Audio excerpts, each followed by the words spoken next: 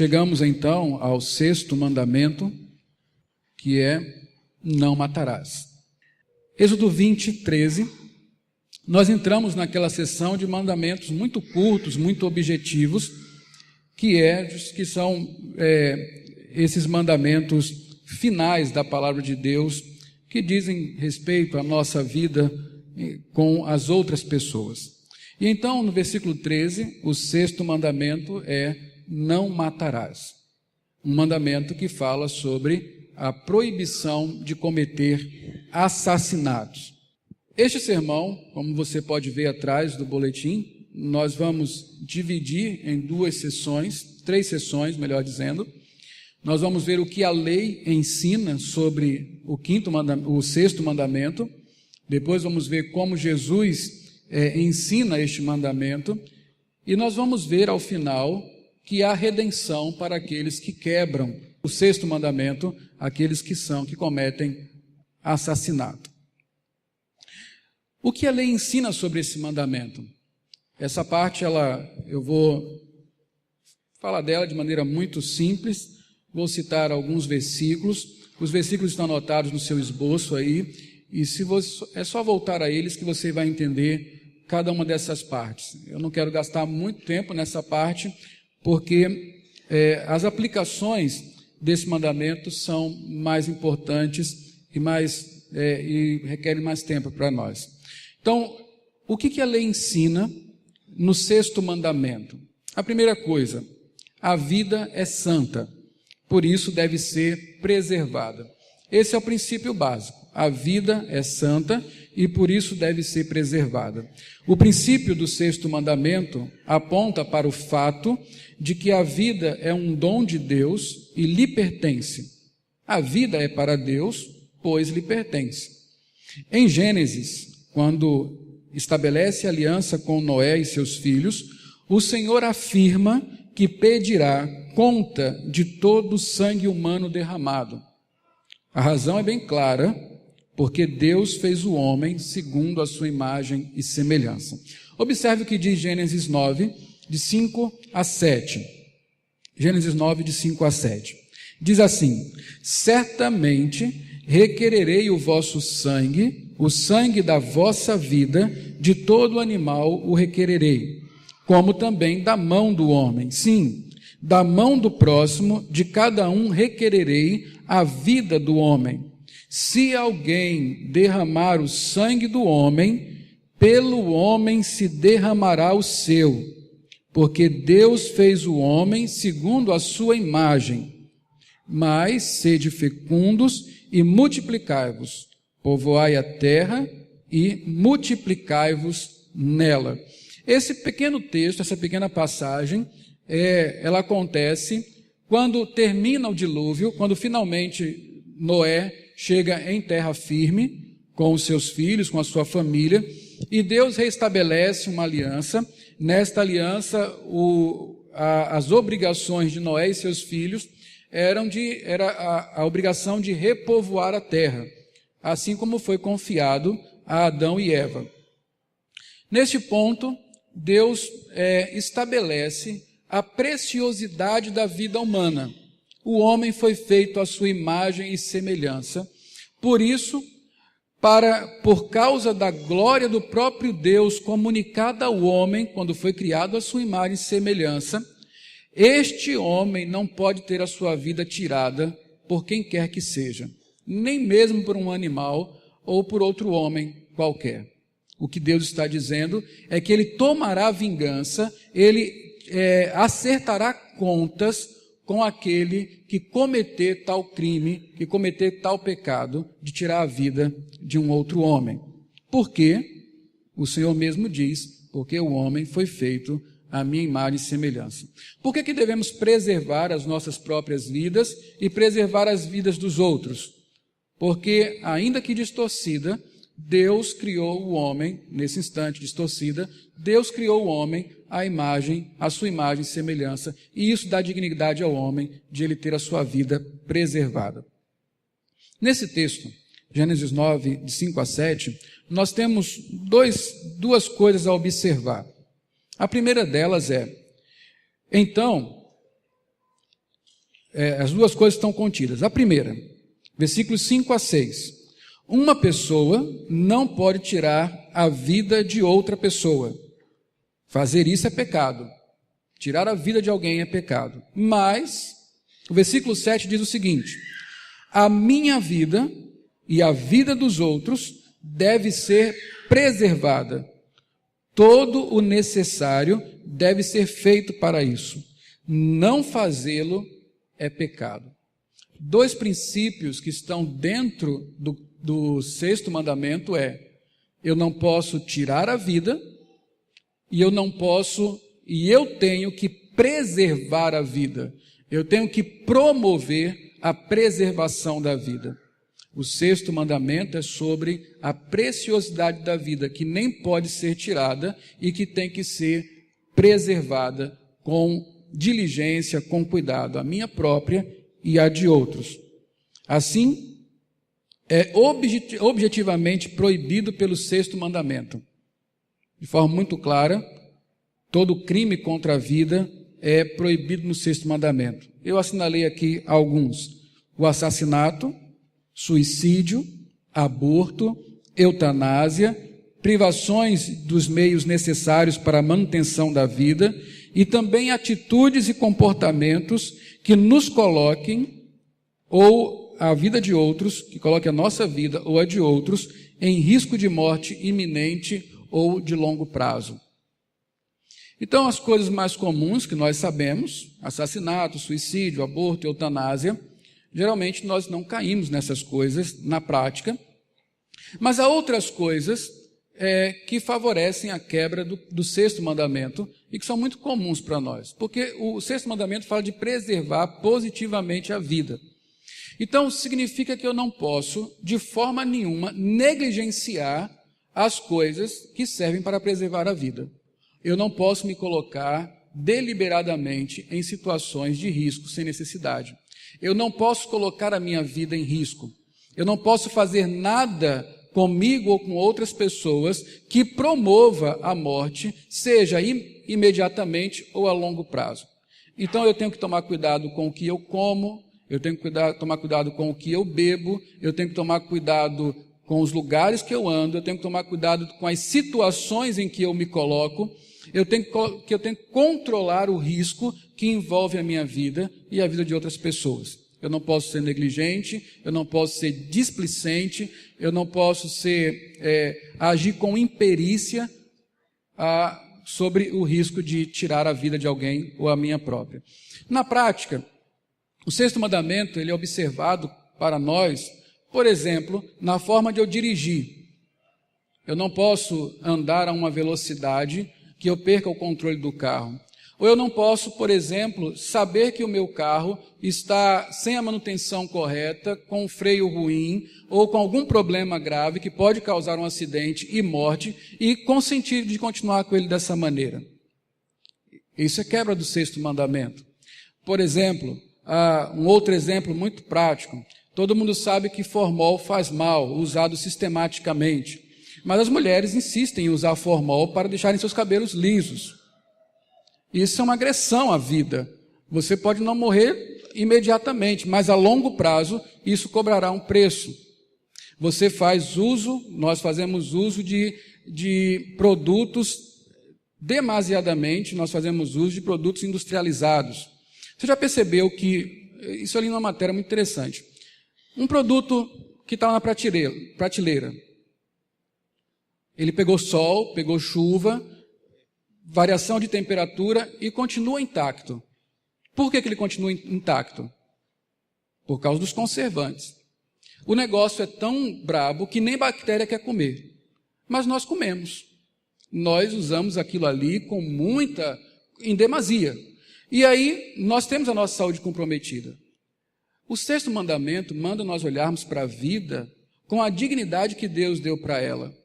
Nós precisamos ter cuidado com tudo que envolve a nossa existência, a manutenção da nossa vida. Nós não podemos ser negligentes com isso.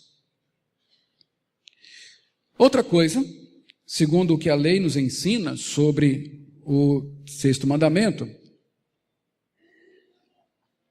é que o mandamento ele faz diferença entre homicídio intencional e o homicídio involuntário. O mandamento proíbe e pune assassinato voluntário, premeditado e doloso, motivado por ódio ou inimizade, ou ódio e inimizade. Isso aqui é importante nós sabermos, porque a lei ela está preocupada não apenas com o ato, ela está preocupada com o que motiva o ato. E é importante você guardar isso aqui, porque quando nós formos para o ensino de Jesus sobre o sexto mandamento, nós vamos ver que Jesus toca exatamente no ponto. Jesus vai ensinar para a gente que o sexto mandamento ele é quebrado nas intenções do coração e não apenas nos atos que cometemos. Então a lei, ela se preocupa com a intenção que levou alguém a matar outro. Se foi um acidente, é diferente, ela não trata com punição, mas se foi um ato doloso, premeditado, motivado por ódio e inimizade, a coisa é completamente diferente. Êxodo 21. No capítulo 20 você tem os mandamentos anunciados. No capítulo 21 você tem a regulamentação de cada mandamento, como ele deve ser observado. Então o capítulo 21 de Êxodo, versos 12 e 14, falam justamente de como deve ser observado o sexto mandamento. E então você pode observar essa diferença. Veja aí. Quem ferir a outro, de modo que este morra, também será morto. Porém, se não lhe armou ciladas, mas Deus lhe permitiu caísse em suas mãos, então te designarei um lugar para onde fugirá. Esse lugar chamava cidade de refúgio.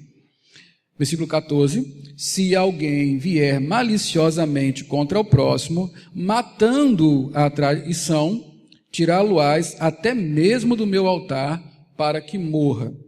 Em Números 35, versos 20 e 21, diz assim, se alguém empurrar a outrem com ódio, ou com mau intento, lançar contra ele alguma coisa e ele morrer, ou por inimizade o ferir com a mão e este morrer, será morto aquele que o feriu. É homicida. O vingador de sangue, ao encontrar o homicida, matá-lo-á. O sexto mandamento, que é traduzido para nós em nossa versão por não matarás, ele seria melhor traduzido por não assassinarás. Não cometa um crime premeditado que provoque a morte de alguém. Então, nesses dois versos que nós lemos, nessas duas passagens que nós lemos, nós observamos que é muito claro. Números, por exemplo, ele traz com ódio, com mau intento, por inimizade. Este é homicida, quando esse tem no desejo, o desejo estabelecido em seu coração, que se transforma na ação de matar alguém. A terceira coisa que nós vemos nesse ensinamento da lei sobre o sexto mandamento, não matarás, não assassinarás, é que o homicídio causado por negligência deve ser punido. Homicídio causado por negligência deve ser punido. Você vai encontrar dois textos muito interessantes na lei do Senhor. Êxodo 21, 28 e 29, diz o seguinte: se um boi chifrar homem ou mulher que morra, o boi será apedrejado e não lhe comerão a carne, mas o dono do boi será absolvido. Um boi chifrou, matou alguém, mata o boi, o dono é absolvido. Agora vê o verso 29. Mas se o boi dantes era dado a chifrar, e o seu dono era disso conhecedor, e não o prendeu, e o boi matar homem ou mulher, o boi será apedrejado, e também será morto o seu dono. Por quê? O dono sabia que o boi era um boi bravo, era o boi da cara preta, e não tomou cuidado disso. Negligenciou completamente o cuidado que devia ter com aquele boi. o boi então matou alguém. De quem é a responsabilidade disso? É daquele dono. E segundo a lei de Deus, ele deveria morrer. É um assassinato por negligência. Olha outro texto, Deuteronômio 22, 8. Esse talvez chega mais próximo, né? Ninguém aqui é fazendeiro, eu acho que não tem nenhum fazendeiro aqui, mas esse aqui é bem mais próximo para nós. Veja só, Deuteronômio 22, 8. Quando edificares uma casa nova, far-lhe-ás no terraço um parapeito, para que nela não ponhas culpa de sangue, se alguém de algum modo cair dela. Então, o que a palavra de Deus está ensinando para a gente, no 6º mandamento, é que deve ter um cuidado, não apenas para não matar ninguém, mas também para não causar a morte de alguém. Se você constrói uma casa com terraço, você deve ter o cuidado de colocar um parapeito nele. Por quê? Porque pode causar um acidente se não tiver. Se você abrir um buraco no chão, você tem que tomar o cuidado de tapar esse buraco ou sinalizá-lo. Se você deixa um fio desencapado, você deve informar isso. Esses dias eu saí de casa, abri o portão, e o portão estava com um problema. Para fechar, tinha que descer do carro, puxar ele e tal. E eu só ia na padaria e voltar. E aí eu deixei o portão aberto. E Lorena estava na garagem. Eu não avisei para Raquel que o portão estava aberto. Então eu saí e fui em direção à padaria. Lá no meio do caminho a consciência ficava. Mas se Sofia sair? Mas se Lorena sair? E se um carro atropelar ela? E como é que vai ser se ela botar a mão no portão e o portão realmente disparar e prender a mão dela? Eu voltei de onde estava para poder refazer tudo de novo. Nós temos que ter este cuidado. É a lei do Senhor que nos manda. O posicionamento cristão é pró-vida. É de, em tudo, preservar a vida de quem quer que seja. E veja como a palavra de Deus cuida bem desses detalhes, para que nós estejamos atentos de como devemos nos conduzir a respeito da preservação da vida. O mandamento, então, não fala apenas de não assassinarmos pessoas, mas de não promovermos de outras formas a morte dessas pessoas. Nós temos que tomar cuidado com os nossos carros, temos que tomar cuidado com aquilo que fazemos que pode expor alguém a perigo, temos que tomar cuidado com a nossa alimentação, temos que tomar cuidado para não nos colocarmos em situações de risco. Tudo isso engloba o 6º mandamento, conforme a lei nos ensina. A quarta coisa que nós aprendemos aí, que a legítima defesa e a defesa da justiça são salvaguardados pelo 6º mandamento. Você pode matar? Pode, se isso for necessário para a sua defesa ou a defesa de uma pessoa que esteja em situação de vulnerabilidade. Há um texto, Êxodo 22, 2, que diz: se um ladrão for achado arrombando uma casa e sendo ferido morrer, quem o feriu não será culpado de sangue. Ou seja, se você precisa defender a sua casa, a sua propriedade, a sua família, e para isso precisa matar alguém que está colocando em risco, não há problema nenhum. A lei lhe permite fazer isso como legítima defesa. Se o seu país entrar em guerra de maneira justa, para defender a sua soberania, para defender algum país da opressão, de tiranos e tudo mais, e você for convocado, pode ir para a guerra e matar os inimigos, que você está seguro pela lei do Senhor, você não quebra o 6º mandamento. A legítima defesa e a defesa da justiça, elas são permitidas, esse tipo de morte é permitida pelo 6º mandamento. É por isso que muitas vezes o Senhor manda o seu povo entrar em guerra e exterminar todos os seus inimigos.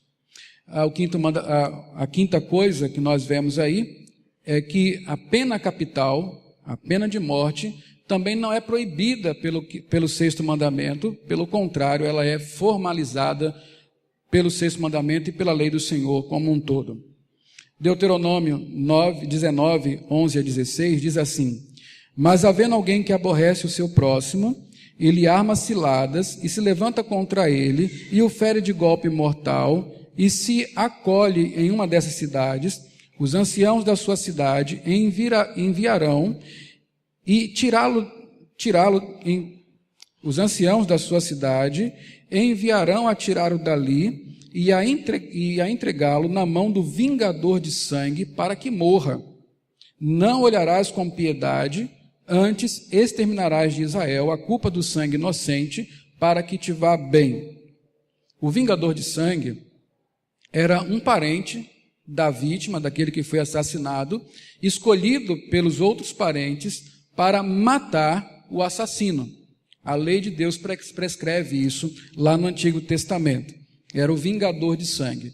Se o crime era de fato hediondo, doloso, premeditado, motivado por ódio e inimizade, o Senhor determinava que um dos parentes da vítima deveria ir e penalizar o assassino com a própria morte. Se alguém tirar a vida de um homem, pela mão do homem, terá a sua vida ceifada também.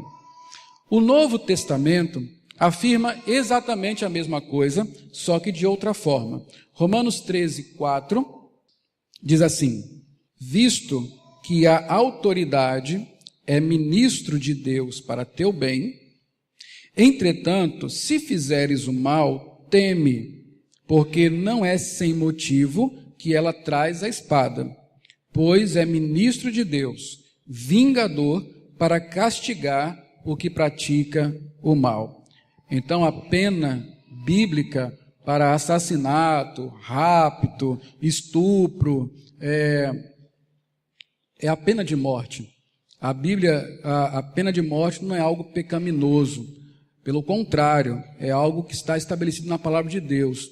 No Antigo Testamento era uma vingança familiar. No Novo Testamento, Paulo nos ensina em Romanos que Deus delegou ao Estado o direito e o dever de punir os maus. E neste caso, o Estado traz a espada para ceifar o mal do meio da sociedade. É assim que deveria ser se nós vivêssemos em um governo que manifesta a vontade bíblica, a vontade do Senhor. Mas esse não é o nosso caso, não é aplicado ao Brasil. Em alguns países isso acontece e não é pecado. Pelo contrário, é o que determina a palavra de Deus como sendo a pena ideal para aqueles que cometem crimes hediondos. Bom, esse é o entendimento do Antigo Testamento, da lei, sobre princípios do sexto mandamento. Mas agora vamos àquilo que nos toca mais propriamente, que é como Jesus ensina a respeito do sexto mandamento. Como Jesus ensina o sexto mandamento. Mateus 5, 21 e 22. Abra sua Bíblia nesse texto. Sermão do Monte. Jesus ensina sobre qual é o caráter de um cristão, que é imitar o caráter de Cristo. E ele faz algumas interpretações sobre a lei, sobre os 10 mandamentos. E uma delas é sobre a questão do homicídio, a questão do sexto mandamento. Mateus 5, 21 e 22 fala assim. Vamos ler juntos? Ouviste que foi dito aos antigos, não matarás, e quem matar estará sujeito a julgamento. Eu, porém, vos digo que todo aquele que sem motivo se irá contra seu irmão estará sujeito a julgamento, e quem proferir um insulto ao seu irmão estará sujeito a julgamento do tribunal, e quem lhe chamar tolo estará sujeito ao inferno de fogo. Então, Jesus, ele reinterpreta, não mudando o sentido, mas aplicando o sentido de maneira muito íntima, tocando na questão, no seu cerne, do que se trata o sexto mandamento. Jesus traz o sexto mandamento para uma esfera mais íntima e de onde tudo começa, o coração. Assim como no Antigo Testamento, a questão central no sexto mandamento não é o homicídio em si, mas o que o motivou. Lembram de Números 35? Se matar por inimizade, por ódio, com mau intento no coração, são os motivos que levam alguém a matar, que são o problema, não exatamente a morte em si. Não é a ação de matar, mas os sentimentos por trás dela: ódio, inimizade, más intenções do coração. A lei diz que se você matar dolosamente alguém, você é um homicida. Jesus diz: se você cultivar sentimentos de um homicida, você é um homicida. A lei diz: se você agir como um homicida, você é um homicida. Jesus diz: se você sentir como um homicida, você é um homicida. Jesus nos coloca numa situação bem difícil, porque Jesus enxerga o quebrantamento da lei não nas nossas ações, mas ele enxerga o quebrantamento na lei nas nossas intenções, nos nossos sentimentos. Para Jesus, a forma como ele interpreta, não precisamos agir como assassinos, basta que nós desejemos assassinar alguém. Basta que nós tenhamos sentimentos cultivados no nosso coração, como ódio e ira, estas coisas já nos fazem assassinos. Se nós pensarmos, se nós sentirmos como um assassino, nós somos de fato assassinos, segundo a forma como Deus nos olha. Os mandamentos do Senhor, eles ganham uma dimensão muito maior no Novo Testamento e segundo a interpretação de Cristo, porque eles vão no nosso íntimo e nos mostram que todos nós temos a mesma capacidade de cometer crimes terríveis, porque os nossos corações estão cheios de sentimentos, que são os sentimentos dos assassinos, são os sentimentos dos enganadores, dos corruptos, dos mentirosos, dos ladrões. Todos esses sentimentos se encontram em nosso coração. Então, o nosso cuidado deve ser com o coração. É o que Cristo está ensinando. Então, nesse texto, nós podemos ver o seguinte: primeiro, Jesus define quem deve ser julgado como homicida. Jesus fala aqui que algumas pessoas irão ao tribunal. E quem são elas? Quem deve ser julgado como homicida? Todo aquele que se irá contra seu irmão. Você já ficou com raiva de alguém? Já se irou contra um irmão? Já se irou contra um irmão de carne mesmo, de sangue? Lá na fisioterapia a gente conhece algumas histórias interessantes. A última foi de uma irmã, uma moça, que algum tempo atrás quebrou uma das mãos, quase fratura exposta. E por que ela quebrou a mão? Ela deu um murro na parede. E eu perguntei, mas... Ela falou assim: eu estava com tanta raiva que eu dei um murro na parede. E eu falei assim: de quem você estava com raiva? Ela: da minha irmã. E ela teve quase fratura exposta. O engraçado é que o pai dela falou assim para ela: você deveria ter dado na cara da sua irmã. Você já sentiu isso? Já teve vontade de esmurrar alguém, mas de repente a pessoa era mais forte, você deu na parede? Esta ira, tão comum para todos nós, esse tipo de sentimento, tão próprio de cada um de nós, segundo Jesus, é um sentimento que nos pode levar ao tribunal. Logicamente, ao tribunal de Deus. Ele é o mesmo sentimento que reside no coração de um assassino. Quem mais deve ir a julgamento? Quem proferir um insulto a seu irmão, ou quem o chamar de tolo. Você já insultou alguém? Já insultou um próximo? Ou não? Já, né? Se não proferiu as palavras, certamente já pensou alguns impropérios a respeito de algumas pessoas. Tolo aqui, você fala, mas que palavrinha sem chamar a pessoa de boba. Você chamar um judeu de tolo é uma grande ofensa. Você vai saber por quê. A linguagem proverbial, a linguagem de sabedoria, divide o mundo em dois tipos de pessoas: sábios e tolos.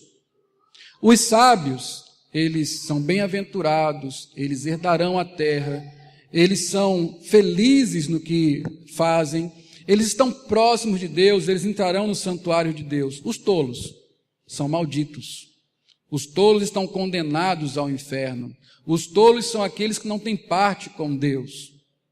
Então, quando você chega para um judeu e chama ele de tolo, de louco, de ímpio, aí ele fica muito macho, ele fica muito revoltado com isso. Então, Jesus está falando que se você insulta seu irmão, motivado por sentimentos de ódio e de ira, isso é o suficiente para lhe mandar para o inferno de fogo. No Antigo Testamento, quem matava era penalizado com a morte. No Novo Testamento, quem tem sentimentos de um assassino pode ser penalizado com o inferno. A questão do sexto mandamento ganha então uma dimensão espiritual extraordinária. Porque eu pergunto aqui, é um grupo pequeno, mas quem de nós não se enquadra neste grupo de pessoas que deve ser julgada como assassino? Bom, eu estarei lá entre os réus. Se não fosse a graça do Senhor e o sangue de Cristo que me purifica de todo o pecado e que me justifica de cada um deles, eu seria condenado também. Jesus está dizendo, o sexto mandamento se quebra aonde? No coração. Você não precisa matar ninguém para ser um assassino. Basta que você se ire, que você injurie, que odeie e que planeje mal contra alguém. Você é um assassino. Incrível isso, né? A outra coisa que Cristo nos ensina, Jesus ensina que a condenação final deste grupo de pessoas é o inferno de fogo. O ódio que gera um insulto conduz ao inferno, à morte eterna. Já pensou? Muitas vezes nós nos deleitamos em nossa ira, ou não é? Não é bom você ficar remoendo contra alguém aqueles sentimentos de ira, de rancor. Não é bom você chamar uma pessoa para compartilhar o quanto você está irada contra fulano ou ciclano.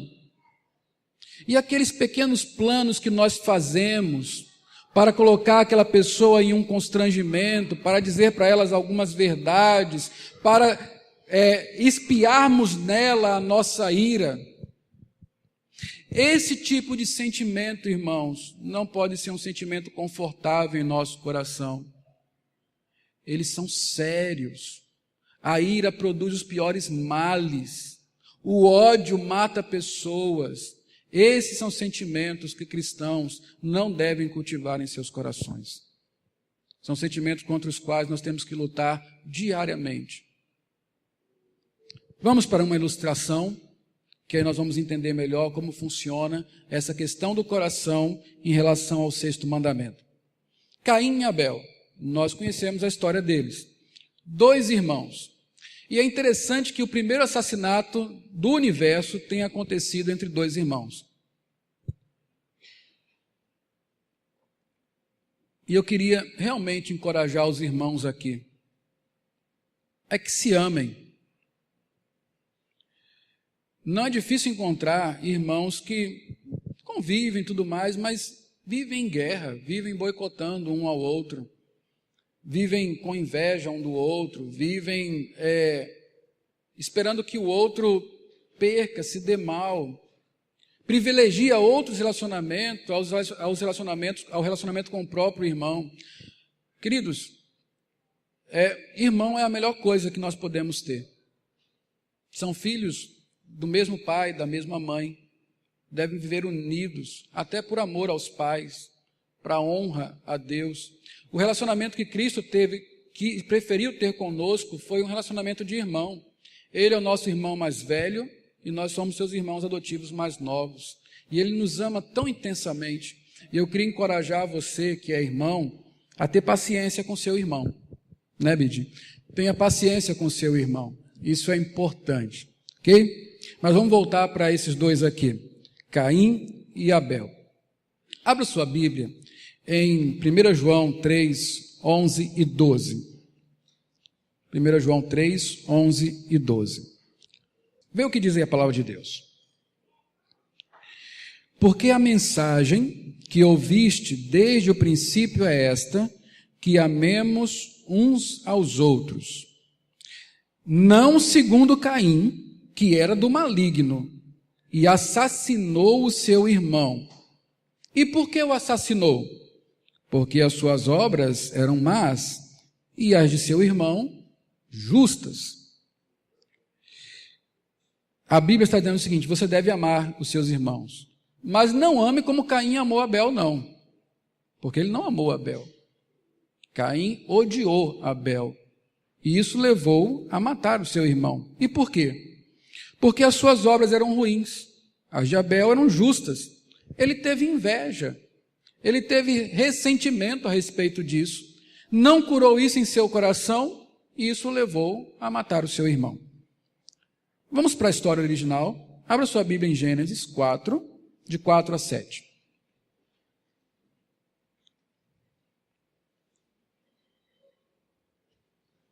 Gênesis 4, de 4 a 7.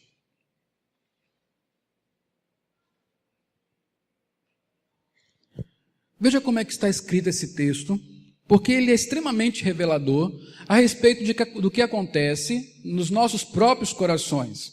Se olharmos para o coração de Caim, vamos entender o que acontece em nosso próprio coração.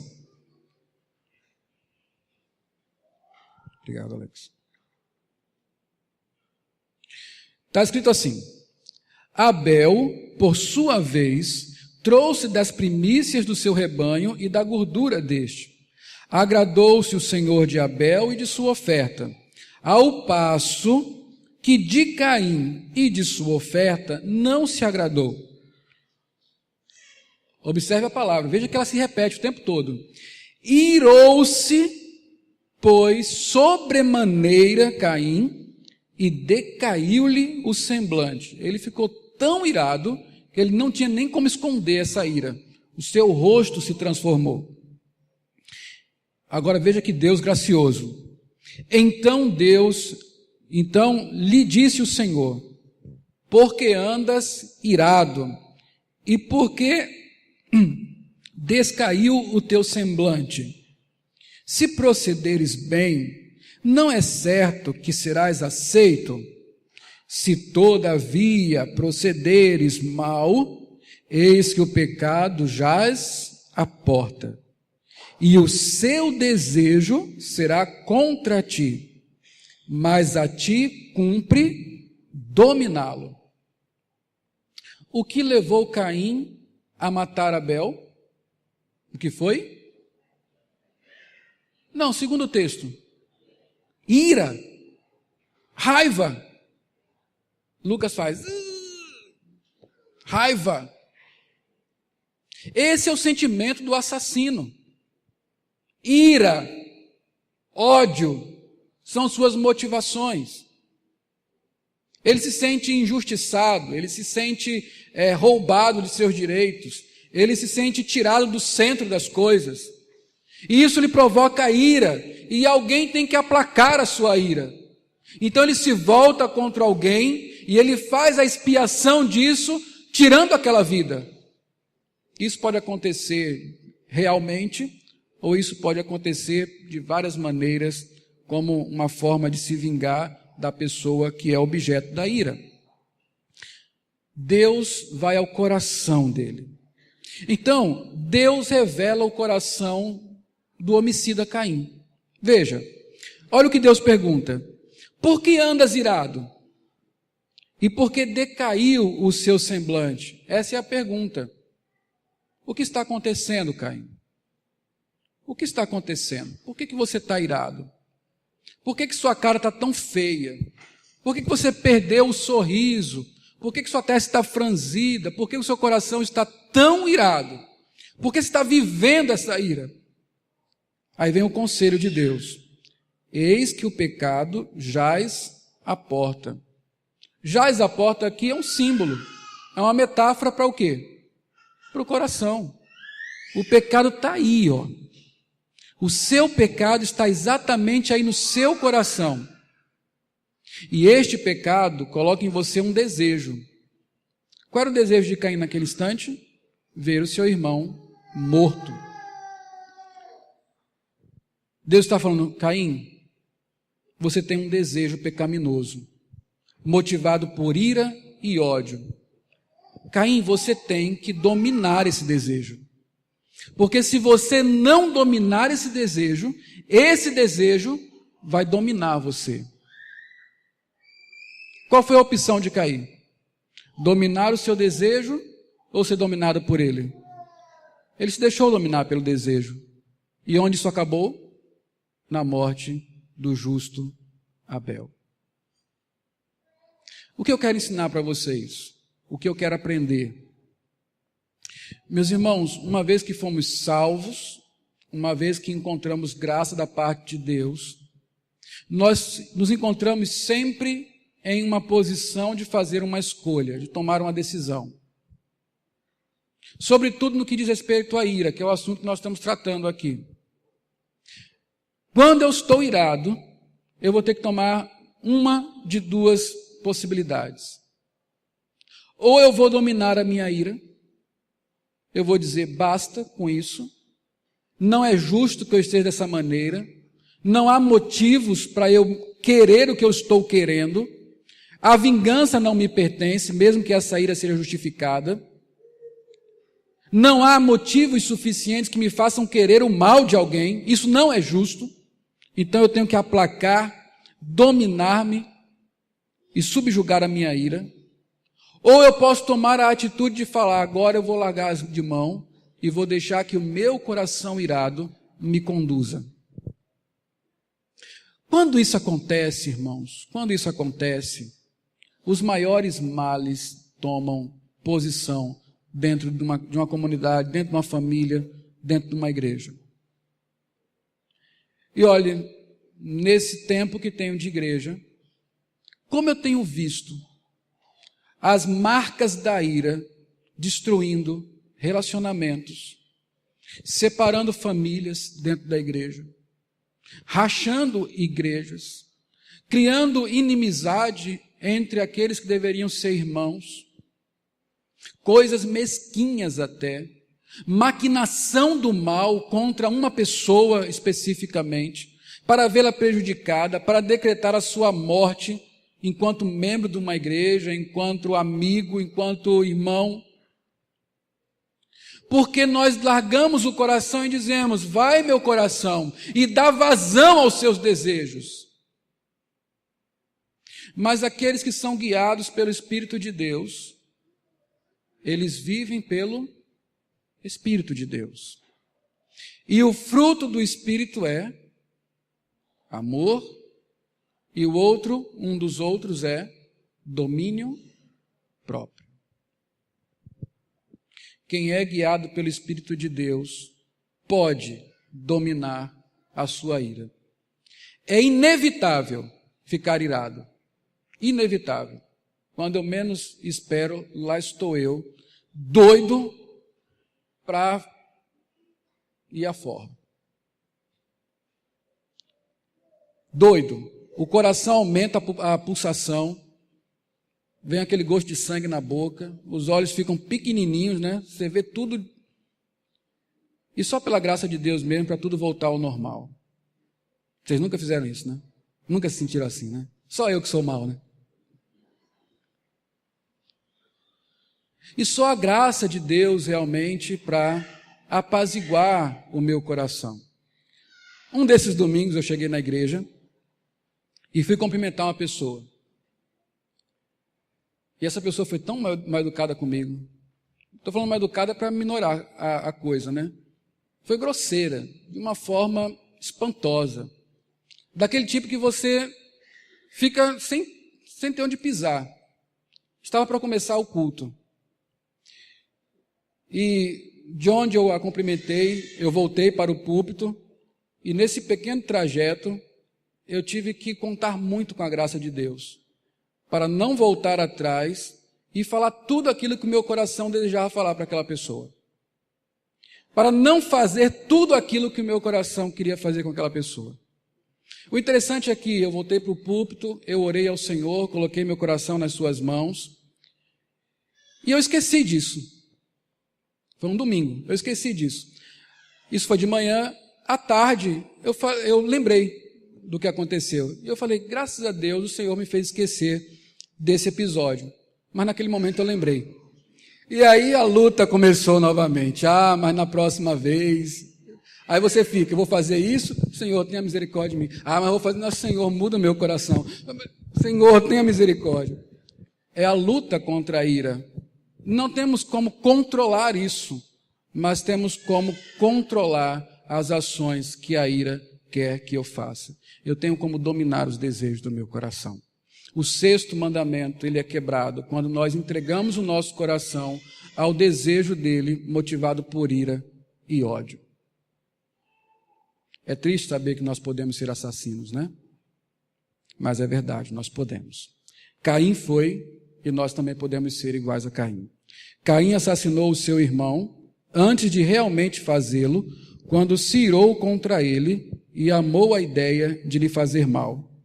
Tornamo-nos homicidas aos olhos de Deus quando permitimos que a nossa ira nos leve a desejar e amar a ideia de fazer mal ao próximo. Todo aquele, diz João, no capítulo 3,15, todo aquele que odeia seu irmão é assassino. Todo aquele que odeia seu irmão é assassino. Ele não está dizendo quem mata, ele diz aquele que odeia seu irmão é assassino. Chegamos à última parte do sermão, que é a redenção para os assassinos. E eu quero que você abra sua Bíblia, nós vamos ler e observar algumas coisas rapidamente nesse texto que é 1 João 4, de 7 a 21. 1 João 4, de 7 a 21.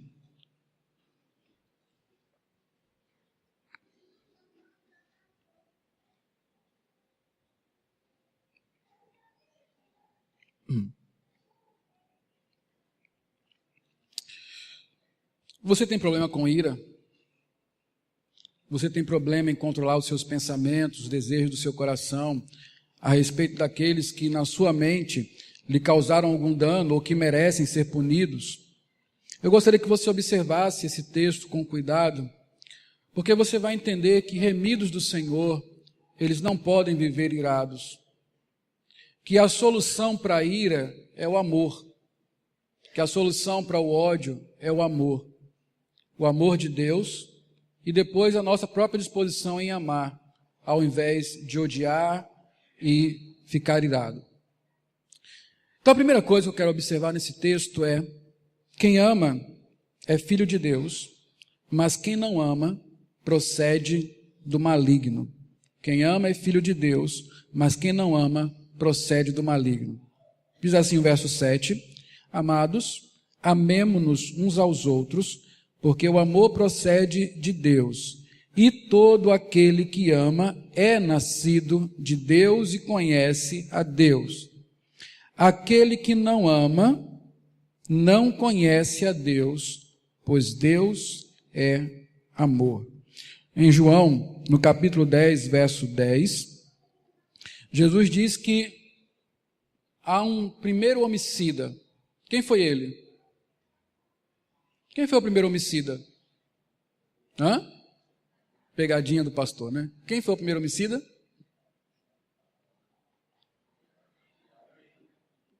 Caim? Não.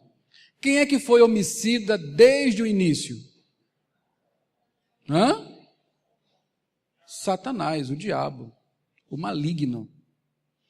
Lembra que João fala assim: Caim matou seu irmão porque ele era do maligno. Quem colocou essa coisa de tirar a vida das pessoas, de ir contra a vida no mundo, foi o maligno. Ele é o homicida desde o princípio. Os sentimentos que geram assassinato, ódio e ira são próprios dele, são próprios dos filhos dele. Eles não são mais apropriados para os filhos de Deus. Todo aquele que ama é nascido de Deus. Quem não ama não tem parte com Deus. O bem vence o mal, o amor vence o ódio, Deus nos faz amar. Então nós vamos ao segundo ponto aí. O amor de Deus nos liberta do ódio, do assassinato. Veja aí, versos 9 e 10. Nisso se manifestou o amor de Deus em nós, em haver Deus enviado seu Filho unigênito ao mundo para vivermos por meio dele. Nisto consiste o amor, não em quem nós tenhamos amado a Deus, mas em que ele nos amou e enviou o seu Filho como propiciação pelos nossos pecados. No que consiste o amor? Em Deus ter enviado Cristo a nós. É o amor que liberta do ódio. Por que Cristo foi à cruz? Por que Cristo foi à cruz? Ele foi pelo amor dele. Mas os instrumentos humanos que levaram Cristo à cruz foram motivados por ódio. Cristo foi crucificado porque os homens odiaram ele, porque preferiram as trevas à luz. É a mesma coisa de Caim. Caim matou seu irmão porque ele era mau e seu irmão era bom.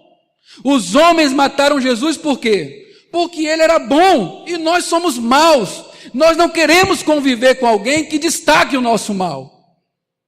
Então o nosso ódio levou Cristo à cruz. O ódio foi o instrumento para levar Cristo à cruz.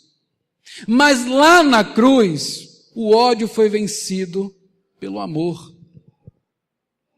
Porque Cristo não desceu da cruz para tomar vingança de quem quer que seja. Antes, como ovelha muda, ele se calou.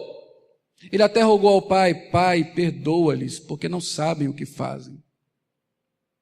Lá na cruz, Deus mostrou que o amor é mais forte do que qualquer ódio, do que qualquer ira, do que qualquer sentimento negativo que esteja em nosso coração.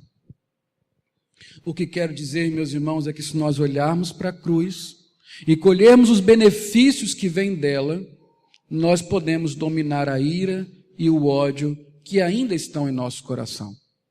Nós podemos vencer o desejo de matar pessoas. Nós podemos sair do assassinato para sermos pessoas que amam e preservam a vida. Não é extraordinário isso? O que a cruz e como ela é poderosa para nós, nela há liberdade do ódio. Cristãos não são escravos do ódio. Eles estão submissos ao amor de Deus. Tem uma expressão bíblica que é maravilhosa para quem é pecador. Diz assim: o amor encobre a multidão de pecados. O que esse texto quer dizer? Se Deus nos olhar como nós somos de fato, sem essa camada de amor que está manifestada em Cristo Jesus, o que seria de nós? Seríamos alvos da sua ira, da sua raiva, justa raiva. Mas Deus nos amou, Ele nos cobriu com o manto do amor de seu Filho. Isso filtra. Ele não nos vê como nós somos, Ele nos vê como Cristo é. Ele vê o que Cristo fez na cruz por nós. E disso, ao invés de ira, Ele nos dispensa a cada dia mais amor.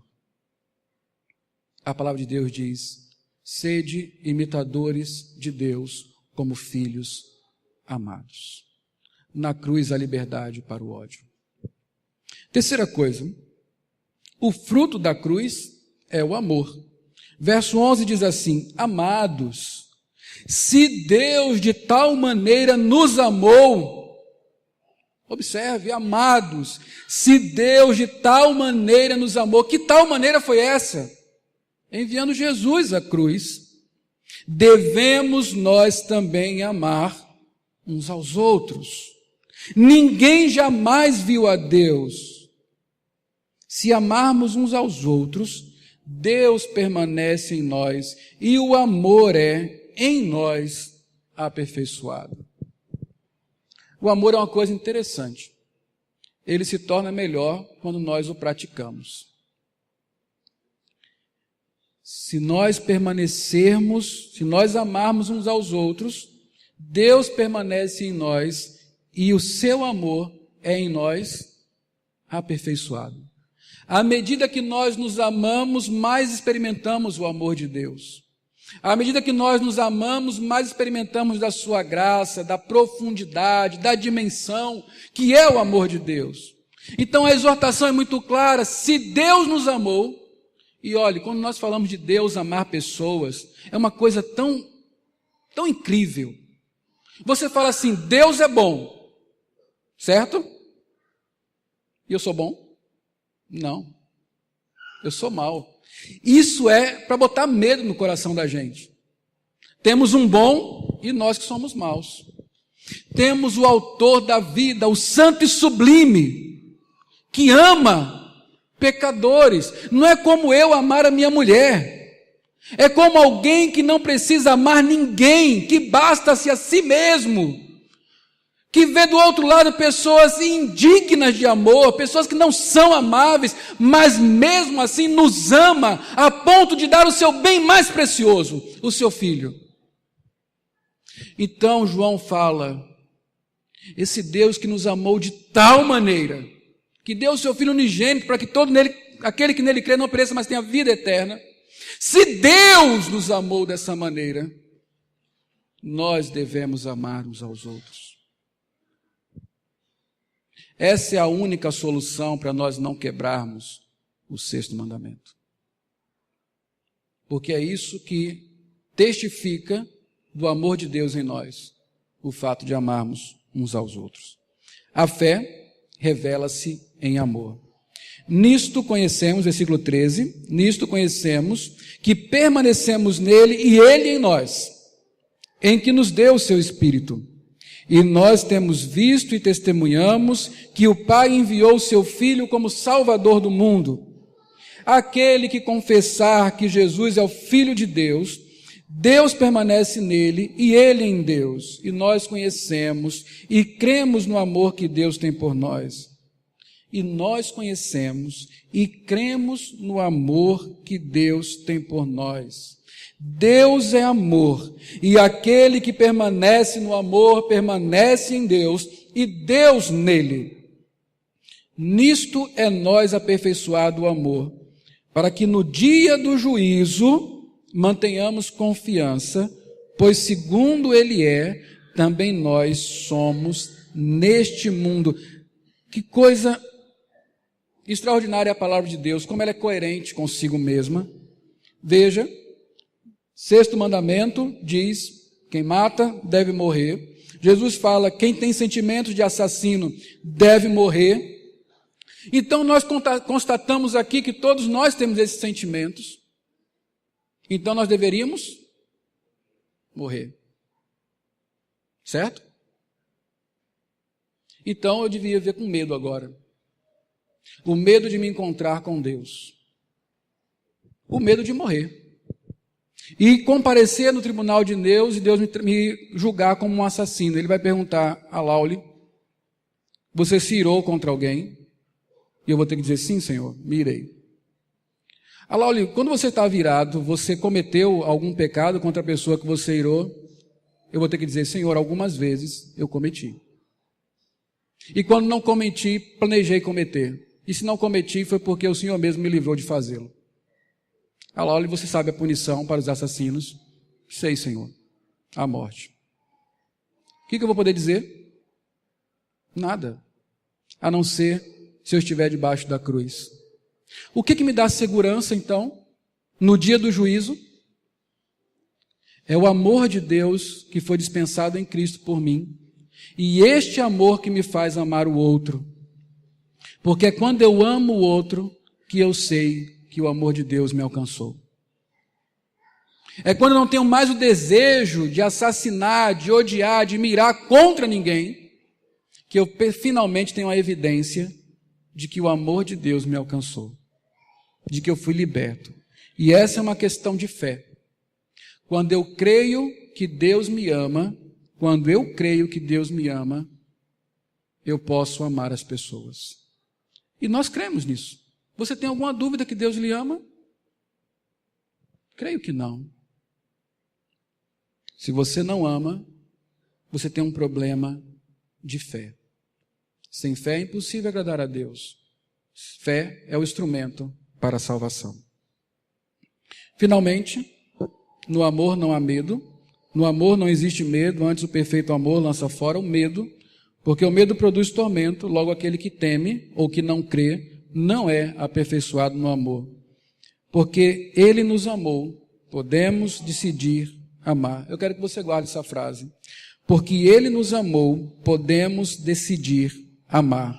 Nós amamos, diz João, versículo 19, nós amamos porque ele nos amou primeiro. Se alguém disser, amo a Deus, e odiar o seu irmão, é mentiroso.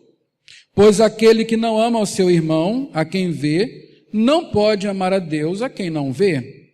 Ora, temos da parte dele este mandamento, que aquele que ama a Deus, ame também o seu irmão. O que Deus está dizendo é, meus mandamentos não são penosos.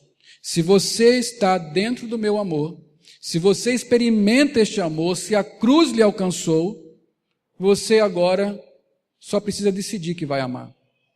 Porque há uma fonte perene de amor à sua disposição. O fluxo jorra do trono da graça de Deus. É o amor de Deus que nos enche. Nós amamos não com um amor próprio, nós amamos porque o amor de Deus nos faz instrumentos desse amor. E se eu não posso ser um instrumento do amor de Deus para amar o outro, é porque o fluxo não passa por mim. Amamos, porque Deus nos amou primeiro.